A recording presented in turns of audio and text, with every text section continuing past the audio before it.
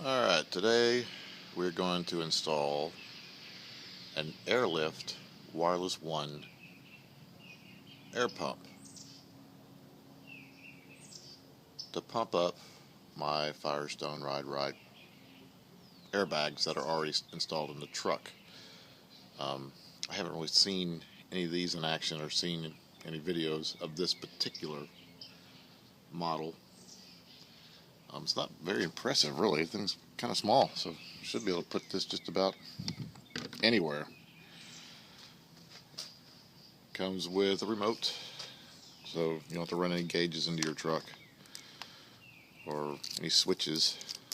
So you carry this around. It's got memory, so you can preset your highs, lows, however you want.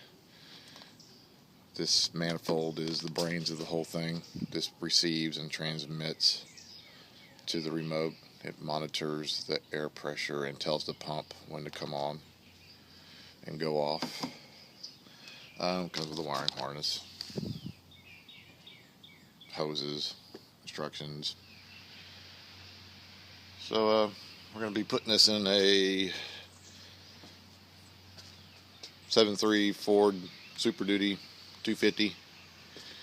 My thoughts are putting it somewhere by the spare tire so it doesn't get splashed on or anything. So yeah, see what happens. Okay, what we've done is we've taken the spare tire off the truck, and I am going to mount the compressor to the bed using the supplied sheet metal screws.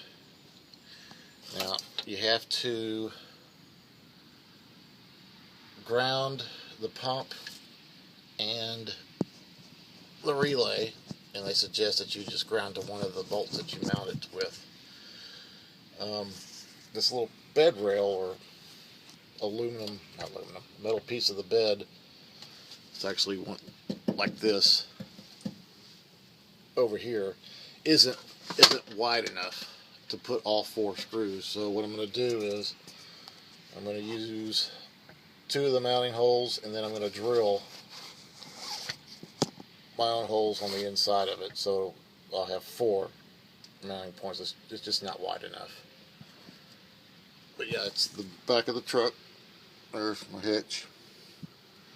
There's a spare tire hanger, and it'll be up under the spare tire, so the spare tire should keep it, should shield it from a lot of debris and whatnot.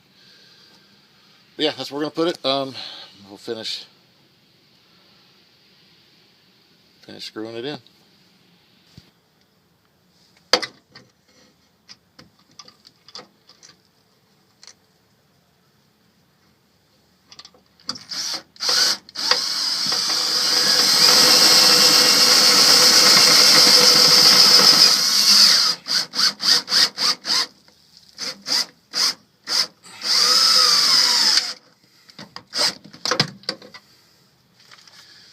Okay, pump's in. You can see I didn't use the other hole. I just drilled a hole, but it's got all 4. It's pretty solid. It's not going to go anywhere. Alright, we got the wiring harness. It says to run the cable, red and white or red and black wire, up to ground it at the battery and tap into the fuse box with the red. But I've got a ground right here, back here, that I think I'm going to use to ground the system, and try to find a ignition on power, key on power. Instead of running up to the fuse box, I'm going to try to tap somewhere into, surely on this towing package there's a key on power back here for all this, maybe.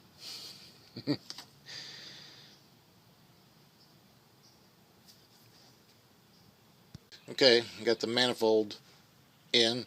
The instructions are very specific on the direction the manifold goes.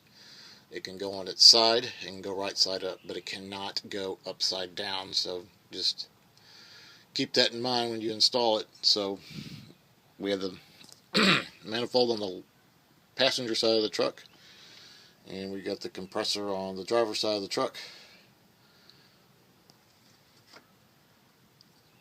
So next we need to find some power and move these air lines off these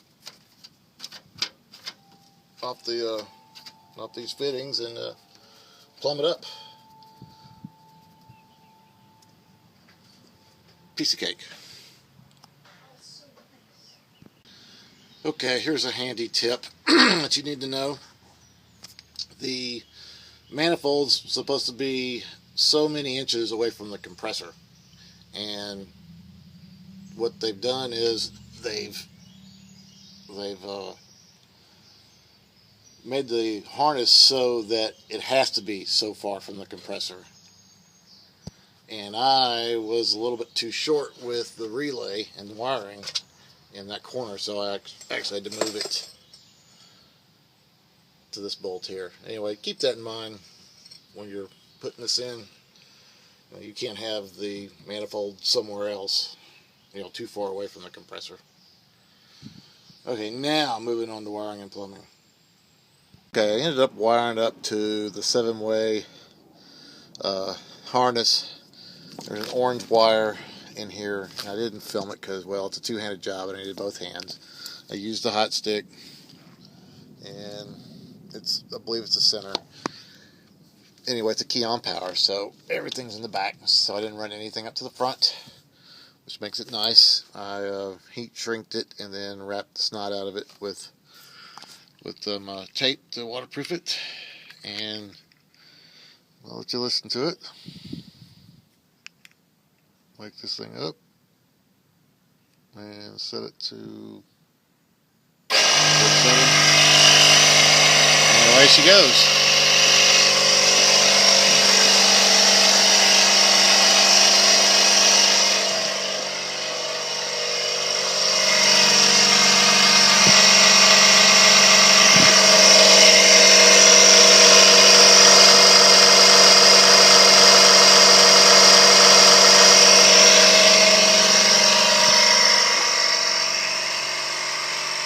Just make sure when you're testing this system and you're doing the pairing, because you have to have the key on, make sure you pull the fuse on your glow plugs so you don't run your battery down.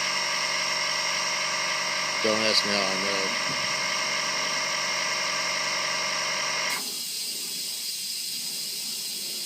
So we'll do a little testing, see what happens.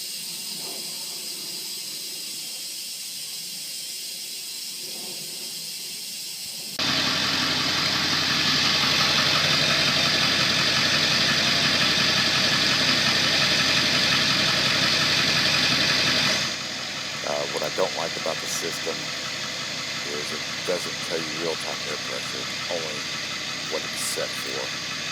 Also, it doesn't give you indication that the manifold has received the signal or that the pump is running.